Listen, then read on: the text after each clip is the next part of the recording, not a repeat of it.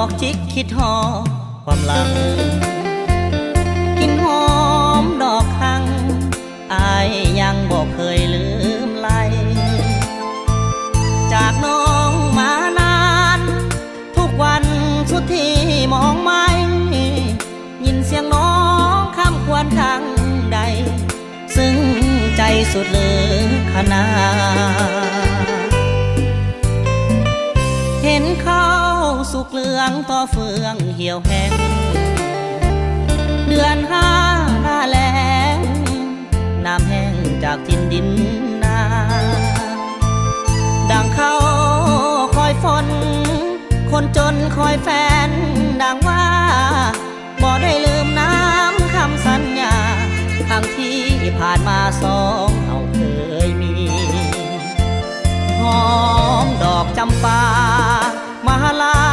ใครจีบานในวันสงกรานต์สาบานหากบ่นายนี้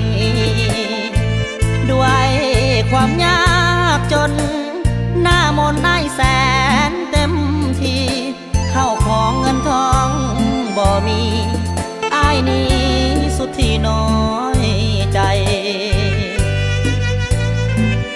ดอกหาของคอยใจลอยมองหมดคิดสงสารตนยามจนขาดคนเห็นใจจงให้เวลาอ้ายหา